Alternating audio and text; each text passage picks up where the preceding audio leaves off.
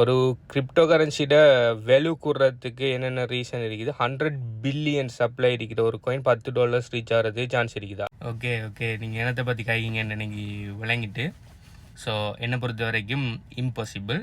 சரிண்ணே, $10 இல்லை, $1 வர்றதே இம்பாசிபிள் அநேகமான ப்ராஜெக்ட். ஓகே, ஸோ இது என்னன்னு சொன்னால், இப்போ ஒரு ப்ராஜெக்டை வேல்யூ கூடுறதுக்கு நிறைய விஷயங்கள் தங்கி இருக்குது. ஓகே, அது லிமிட்டட் சப்ளையாக இருக்குதா, அடுத்தது பின்னால் இருக்கிற ப்ராஜெக்ட் நல்ல வேர்த்தான ப்ராஜெக்டாக இருக்குதா, அதுக்கு பிக் பொட்டென்ஷியல் இருக்குதா, அதுக்கு பின்னால் எத்தனை இன்வெஸ்டர்ஸ் இருக்காங்க, மற்றது அப்படின்னு சொல்லி இன்னும் நிறைய விஷயத்தில் ஒரு காயின்ட இது தங்கியிருக்கு. அடுத்தது அதுக்கு டிமாண்ட் இருந்தால் தான் அதுக்கு நிறைய பையிங் ப்ரெஷர் வரக்குள்ள மார்க்கெட் அதோட ப்ரைஸ் மேலே போகும்.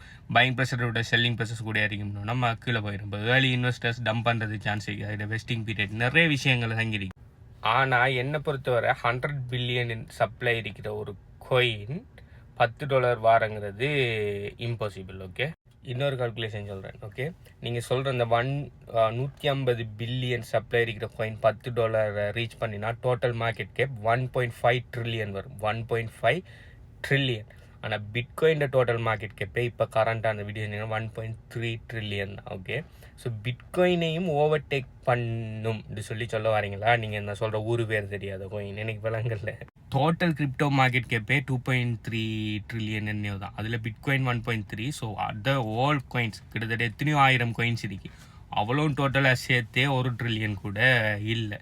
ஆனால் நீங்கள் சொல்கிற இந்த காயின் $10 போகணுன்னா 1.5 ட்ரில்லியன் வரணும். பிட்காயின் மார்க்கெட் பேப்போட கூட போகணும். இதெல்லாம் கடைசி வரை சாத்தியம் இல்லை. உங்களை ஒருவன் நல்லா மண்டே கழுவி ஓகே இது இந்த காயின் $10 போகும்னு சொல்லி மண்டே கழுவி உங்களை நிறைய பெரிய ஒரு அமௌண்ட் வந்து இதில் இன்வெஸ்ட் பண்ண வச்சுட்டாங்கிறது எனக்கு அண்டர்ஸ்டாண்ட் பண்ணக்கூடியதாக இருக்கு.